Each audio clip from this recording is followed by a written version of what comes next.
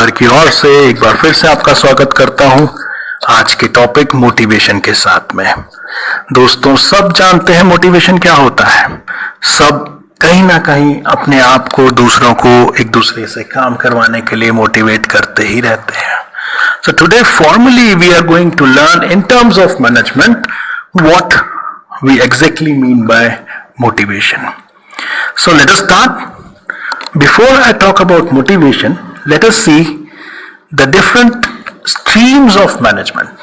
दोस्तों, जो management formal education है ये 4-5 हिस्सों में डिवाइड करी गई है, स्ट्रीम्स में डिवाइड करी गई, जिसको फर्दर और ज्यादा स्ट्रीम्स में आगे लेके जाता जा रहा है।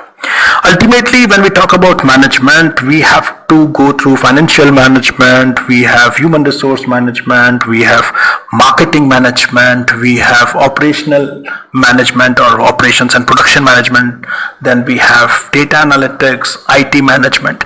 ये सब मैनेजमेंट की अलग अलग स्ट्रीम्स हैं जो कि किसी न किसी तरीके से हमारी प्रोडक्टिविटी को बढ़ाने में, वे डिसीजंस लेने में मदद करती हैं जिससे कि प्रोडक्टिविटी बढ़े। लेकिन जब हम ह्यूमन रिसोर्स मैनेजमेंट की बात करते हैं दोस्तों, तो इसके 4 बेसिक फंक्शंस हैं। The first function is acquisition. Human resource management always talks about right people at right place at right time. सही वक्त पर सही व्यक्ति अगर सही समय पर पहुंच जाए तो जो काम आप करना चाहते हैं उसे बखूबी आप कर पाएंगे। You can see the picture here. तो फर्स्ट फंक्शन इज एक्विजिशन। सही व्यक्ति को पहचानिए और उसको अपने ऑर्गेनाइजेशन पे सही समय पर लेकर आइए। Then, since the person whom you have appointed or selected is having those aptitude and skills, but he doesn't know about the work, the way you work. So ultimately, to make him acquainted with what all things, what all your cultures are and the way you do the work, you give him proper training. उस व्यक्ति को बराबर training दी जाएगी ताकि वो व्यक्ति जिसे कि हमने चुना है, जो हम समझते हैं कि हमारे ऑर्गेनाइजेशन के लिए उपयुक्त है, जिस काम को हमें करवाना है वो सही तरीके से करने लायक है, तो उसको हम ट्रेन करके उससे वो काम करवाते हैं। ट्रेनिंग को अगर देखा जाए तो it is more of a technical term. In higher level of hierarchy it is called as development. So generally training and development are two similar aspects, whereby training is more of a technical term and development is more of a conceptual term which is continuously ongoing. The third very important function of human resource management is motivation. Motivation सीधे सीधे human resource management के साथ जुड़ा हुआ है। अगर आप sequence देखते हैं दोस्तों, तो सबसे पहले था सही व्यक्ति का चुनाव, उसका सिलेक्शन, जिसको हम एक्विजिशन कहते हैं। दूसरा था सही व्यक्ति को सही जगह पर लाने के बाद सही तरीके से काम कराने की ट्रेनिंग देना। ट्रेनिंग देने के बाद जब उसको काम करना आ गया, वो उस काम के लायक है, तो उससे काम करवाना है। उससे काम करवाने के लिए जो हम प्रलोभन देते हैं, जो उससे काम करवाने के लिए हम उसको जो उत्साहित करते हैं, वही काम करवाने के तरीके को बेहतर बनाने के लिए, उसको दिल से काम करवाने के लिए उसको मोटिवेट करना जरूरी है। And then comes retention. जिस व्यक्ति का आपने चुनाव किया था, जिस व्यक्ति के ऊपर आपने इतना पैसा खर्च करने के बाद, इतना समय लगाने के बाद आपने उसको ट्रेन किया था, उसको आपने मोटिवेट करके उससे काम करवाया था, अगर वो व्यक्ति आपका ऑर्गेनाइजेशन छोड़ के किसी दूसरे कॉम्पिटिटर के पास जाके काम करने लगे, तो न केवल आपको नुकसान होगा बल्कि दुख भी होगा। तो उस नुकसान और उस दुख से बचने के लिए रिटेंशन बहुत इंपॉर्टेंट है, जिसको कई छोटे ऑर्गेनाइजेशंस इतनी वैल्यू नहीं देते हैं। जाता है तो जाए, ये वाली भावना हमारे दिल से निकालनी होगी। तो चलिए आज बात करते हैं मोटिवेशन की। मोटिवेशन कहां पे इंपॉर्टेंट है दोस्तों? ये एक छोटा सा फंक्शन है। आप काम करवाना चाहते हैं लोगों से, बेहतर और बेस्ट काम करवाना चाहते हैं मैनेजमेंट के एंगल से, तो ये जो बेस्ट काम करवाना है आपको, तो काम करवाने के पीछे कौन कौन से बेसिक फंक्शंस हैं उनको तो जानिए। सबसे पहले एबिलिटी, वो व्यक्ति काबिल होना चाहिए काम करने के, तभी तो काम कर पाएगा। दूसरा, उसके दिल से इच्छा होनी चाहिए काम करने की। जबरदस्ती काम करना और दिल से काम करना आप खुद ही जानते हैं कौन सा बेहतर होगा। सो दिल से काम करना, motivation. And third is organisational support. You have capable people, you have motivation inside them, they are willing to work for you, but if you don't provide them the support, the desired objectives will not be achieved. So to perform the best task what we are giving to the people, we need to take care of their ability, their capacity should be increased, their ability should be increased, they should be properly motivated and proper support should be given from the organization, ताकि किसी को कहीं बोलने में न रह जाए कि ये काम इसलिए नहीं हो पाया क्योंकि आपने हमें सपोर्ट नहीं किया था। Motivation, it is the condition of being eager to act और वर्क। ये वो कंडीशंस हैं जो कि आपको काम करवाने के लिए उत्साहित करती हैं। I need to work. अब आप देख लीजिए बचपन से लेके आज तक कौन सी चीजें आप दिल से करते हैं, कौन सी चीजें आप जबरदस्ती करते हैं और कौन सी चीजें आप करना नहीं चाहते हैं। तो जब आप दिल से जो चीज करते हैं उसके पीछे क्या कारण है? जो जबरदस्ती आप काम करते हैं उसके पीछे क्या कारण है? ये सारे फैक्टर्स मोटिवेटिंग फैक्टर्स कहलाते हैं। लेकिन दोस्तों, इस मोटिवेशन की जब हम बात करते हैं तो इसका एक प्रोसेस है। मैनेजमेंट के एंगल से थोड़ा सा टेक्निकल अगर मैं होना चाहूं तो सबसे पहले मोटिवेशन कहां से आता है उसको जानने की कोशिश करें। हर इंसान में कुछ ना कुछ ऐसी जरूरतें होती हैं जिनको वो पूरा करना चाहता है। Unsatisfied needs and motives. अब उन जरूरतों को पूरा करने के लिए वो इधर उधर भटकता है। He is always there in tension. He is always having this thought in mind that I need to fulfill that desire. And to fulfill that desire, he starts taking certain actions. He tries to find out the ways by which all his desire can be means he could be able to achieve those desires successfully. So he takes certain actions. Then once after taking those actions, if his desires are fulfilled, his goal is accomplished, he is satisfied. If his goals are not accomplished, he is not satisfied. So to find out whether he is satisfied or not satisfied, we have a feedback system. He tries to look behind. मेरे जीवन में मैंने ऐसी क्या गलती करी जो मैं ये चीज अचीव नहीं कर पाया जो मुझे करनी थी। ये फीडबैक सिस्टम है। वो अपने आप को सुधारेगा। यहां पे अगर वो सुधारता है तो फीडबैक का पॉजिटिव असर होता है। अगर वो वहां रुक जाता है तो उसको फिर से एक मोटिवेशन की जरूरत पड़ती है। तो इसलिए फीडबैक भी मैनेजमेंट में बड़ा इंपॉर्टेंट होता है। जो काम आप कर रहे हो उसको और बेहतर बनाने के लिए, जो काम आप कर रहे हो अगर वो अचीव नहीं हो पा रहा उसका टारगेट, तो उसको कैसे अचीव करें ये पता लगाने के लिए फीडबैक लिया जाता है। लेकिन सबसे इंपॉर्टेंट पहला पॉइंट है, देखिए, अनसेटिस्फाइड नीड्स एंड मोटिव्स। दोस्तों, मास्लोस नीड हायरार्की के बारे में काफी लोगों ने सुना होगा। इसको हम मोटिवेशन के साथ रिलेट कई बारी करते हैं।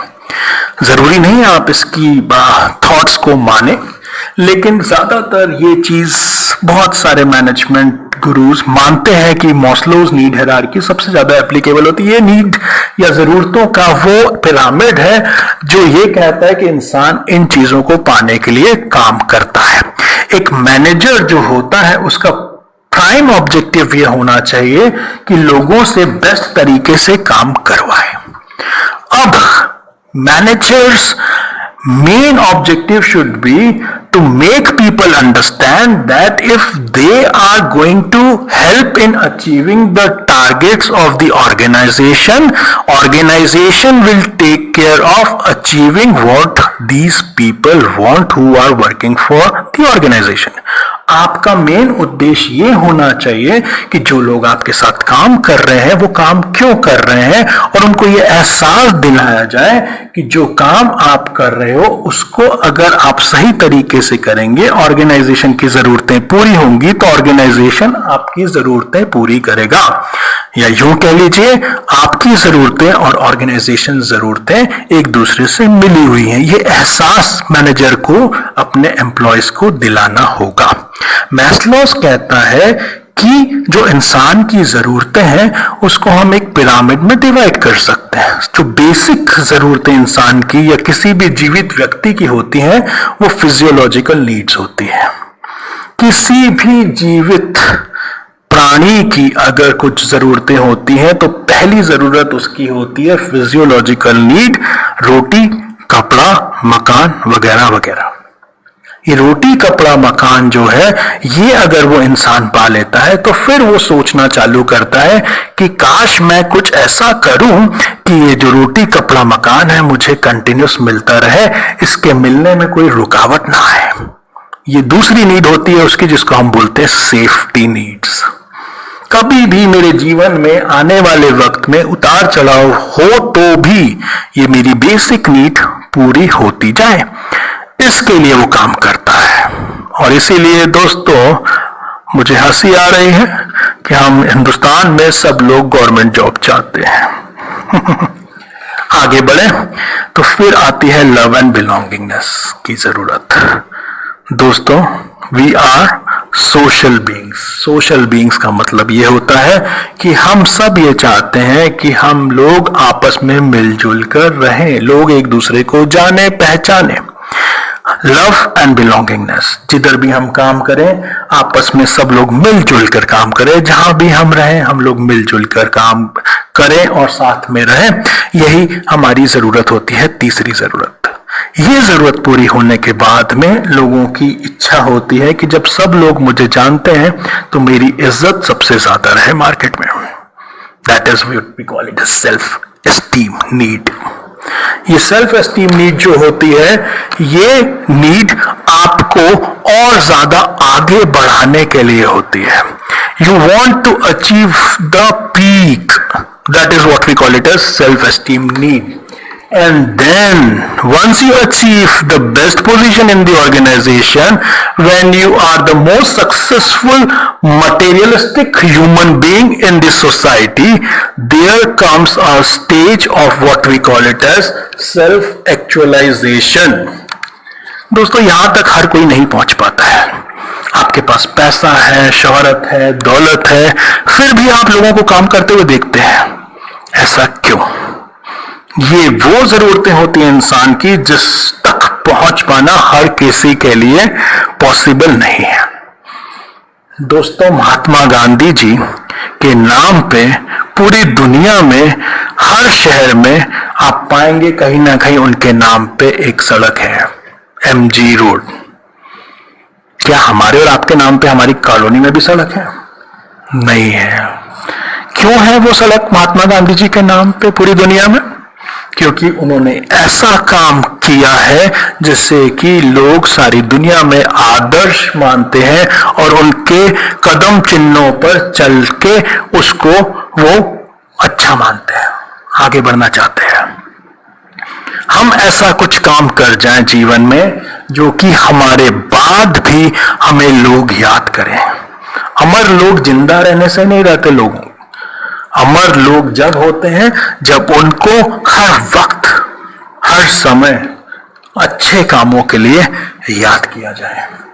ये वो जरूरतें इंसान की दोस्तों जिनको कि हमें आइडेंटिफाई करना है और हमारे एम्प्लॉयज को, हमारे साथियों को हमको ये बताना है कि आपकी ये जरूरतें पूरी होंगी। आपकी ये जरूरतें तभी पूरी होंगी जब ऑर्गेनाइजेशन की जरूरत, संस्था की जरूरत पूर्ण होगी। इनको मैच करना ही हमारा एम होना चाहिए। ये जरूरतें हमारे दोस्तों आज की तारीख में दो हिस्सों में डिवाइड की गई है। पहली होती है इंट्रिंसिक, दिल से, अंदर से, और दूसरी होती है एक्सट्रिंसिक। मटेरियलिज्म को हम लोग अगर अलग हटा दें तो जितनी भी हमारी जरूरतें होती है वो इंट्रिंसिक जरूरतें होती हैं। अब ये मान्यता है लोगों की, अलग अलग मैनेजमेंट गुरुज अलग अलग तरीके से सोचते हैं। इन एक्सट्रिंसिक जरूरतें वो होती हैं जो कि दिखावे की होती हैं, आपकी मटेरियलिस्टिक जरूरतों को पूरा करने के लिए की जाती हैं। लेकिन जब ये पूरी हो जाती हैं तो फिर हमारी इच्छाएं और ज्यादा पैदा हो जाती है, फिर हम काम करना चालू करते। तो ये वो जरूरतें हैं जो कि बढ़ती जाती है। मुझे बैच मिला, एक और बैच चाहिए, कंपटीशन में मैं जीता और अगला कंपटीशन जीतना है, मैं फेल नहीं होना चाहता इसलिए मैं पढ़ रहा हूं। मुझे पनिशमेंट मिलेगा, उससे बचने के लिए मैं काम कर रहा हूं।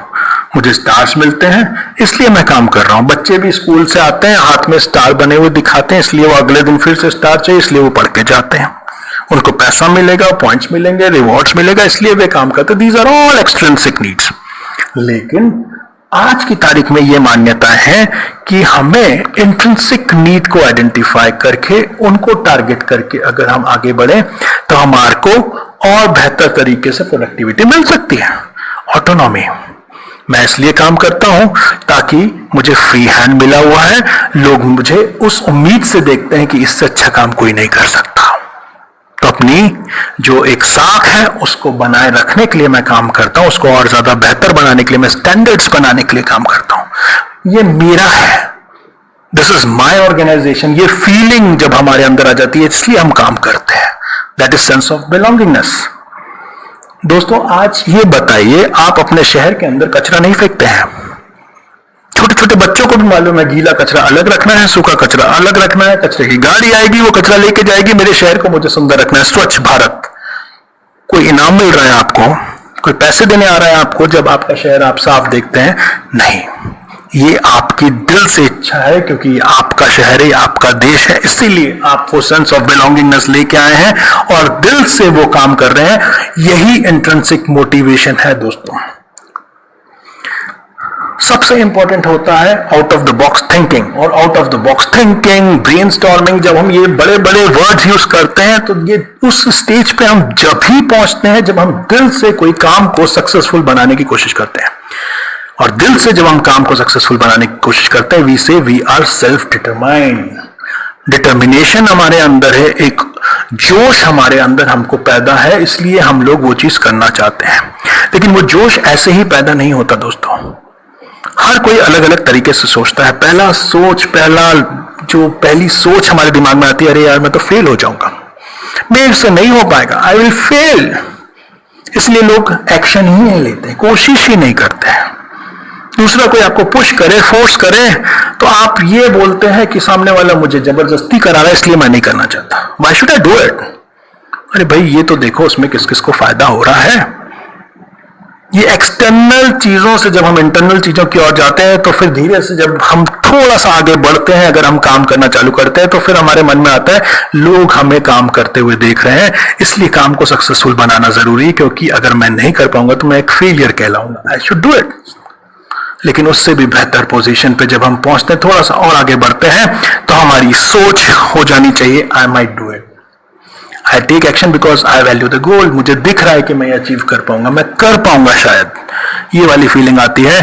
और जब थोड़ा सा और 75% पे हम पहुंच जाते हैं तो मुझे यकीन हो जाता है कि मैं ये कर लूंगा, और ज्यादा जोश हमारे अंदर आ जाता है, and I take action because I love what I am doing it and I want to do it. और ना केवल हम अपने आप को आगे लाते हैं इस स्टेज पे, हम लोग दूसरों को भी पुश करने लगते हैं कि भाई तुम भी कर पाओगे, मैंने कर लिया है। इस स्टेज पे हमको लेके आना है अपने आप को, अपने साथियों को। कहां से? इम्पर्सनल से हम लोग को पहुंच के आना है पर्सनल पे। सेल्फ डिटरमाइन होना है, अपने आप के अंदर कॉन्फिडेंस डेवलप करना है, तभी हम लोग अपने जो भी काम को हाथ में लें उसको पूरा कर पाएंगे। दोस्तों कई जगह हम लोग पढ़ते हैं, नेट पे, किताबों में बहुत सारी चीजें हम लोग देखते हैं। कुछ पॉइंट्स मैं भी लेके आया हूं जो कि आपको सेल्फ मोटिवेशन में मदद करेंगे। पहला, you should have one goal. एक गोल बनाइए, भले छोटा सा ही क्यों ना हो। इंस्पिरेशन ढूंढिए, try to find out the inspiration. उस गोल को देखिएगा और ये देखिए कि किसने वो गोल अचीव किया है। आपके परिवार में, आपके दोस्तों में, आपके देश में, आपकी दुनिया में एक ऐसे इंस्पिरेशन को ढूंढिए, उसको फॉलो करिए, उसको स्टडी करिए। Get excited that you have entered on that road where by you would like to achieve that goal. हर कोई वो नहीं सोचता है जो आपने सोचा है, और अब आप वो चीज कर पाएंगे। इसकी खुशी अपने दिल से लेके आइए और साथ में एक विजन पैदा करिए। Then when you have a vision, you start building an anticipation. ये देखिए कि वो कौन कौन सी रुकावटें हैं जो आपके जीवन में आ सकती है, वो कौन कौन सी चीजें हैं जो आपको मदद कर सकती हैं अपने गोल को अचीव करने के लिए। अपने गोल को पोस्ट करिए, अपने आसपास लोगों को बताइए कि आप क्या करना चाहते हैं। लिखिए अपने रूम पे सामने, अपने बेड के सामने लिख दीजिए कि सुबह जब उठते ही देखें कि मुझे ये चीज करनी है। Commit it publicly and then think about it daily. आपके दिमाग से वो गोल्स हटने नहीं चाहिए। जरूरत पड़े तो दूसरों का सपोर्ट जरूर लीजिए। Get support. Nobody will say कि आपने मदद लेके आगे बढ़ी। आप उन लोगों की मदद लीजिए जो आपके शुभ चिंतक है, जो आपकी खुशियों में अपनी खुशियां देखते हैं। Realise that there is an ebb and flow. उतार चढ़ाव जीवन का हिस्सा है, उतार चढ़ाव आएंगे, लेकिन हमको पीछे नहीं हटना है, हमेशा stick with it. Start small, really small. आप सोचिए कि मुझे 1 घंटे पहले उठना है, तो आप 15 मिनट पहले उठिए, फिर 15 मिनट बढ़ाइए। खुशी मिलेगी आपको जब आप अपने टारगेट को अचीव कर पाएंगे, छोटे छोटे टारगेट्स को अचीव कर पाएंगे। पढ़िए, आपके जैसे लोगों के बारे में पढ़िए, उन लोगों के बारे में पढ़िए जिन्होंने वो टारगेट को अचीव किया है। अरे मैनेजमेंट यही बताता है दोस्तों कि केस स्टडी भी फॉलो करिए। Case is what you try to read about those organisations जो कि या तो सक्सेस हैं या फेलियर हैं। और सक्सेस है तो हम ये पता लगाने की कोशिश करते हैं कि वो इतने सक्सेसफुल कैसे हुए, ताकि हम भी उनकी राह पर चल पाएं। और अगर वो फेलियर है तो हम उनकी गलतियों से अपना एक्सपीरियंस लें और हम भी आगे बढ़े उन गलतियों को पीछे छोड़ के। ये पढ़ने से आएगा। जब भी आपको लगे कि आपका मोटिवेशन में कमी आ रही है, आप दूसरों की मदद लीजिए अपने आप को मोटिवेट करने के लिए। Think about the benefits and not for the difficulties. कर्मण्येवाधिकारस्ते मा फलेषु कदाचन। कर्म करते जाइए, फल की चिंता न करिए, फल तो आपको मिलना ही है। That is your destiny and you will reach your destiny only when you move in that particular direction happily. Squash the negative thoughts. बुरे विचार, नेगेटिव विचार मन में मत आने दीजिए, उनको पॉजिटिव विचारों के साथ हटाइए। ये हिंदी में मैंने लिखा है आप लोगों के लिए, आप चाहें तो एक नजर जरूर डालिए इस पे। दोस्तों, मोटिवेशन हमारे अंदर से होना चाहिए। खुशी मिलती है जब वो चीज हम पाते हैं जो हम पाना चाहते हैं। उसी के बाद ही हम और आगे बढ़ सकते हैं, उसी के बाद ही जो कार्य हम करते हैं उसको और ज्यादा बेहतर तरीके से कर सकते हैं। लगे रहिए बस। Success doesn't come from what you do occasionally. It comes from what you do consistently. लगे रहिए, लगे रहिए, लगे रहिए। आपको एक्स्ट्रा ऑर्डिनरी होने की जरूरत नहीं है, बट आप मेहनत करते जाइए। अपने जो चुना हुआ रास्ता है उसमें आगे बढ़ते जाइए। आप पढ़िए, दूसरों से इंस्पिरेशन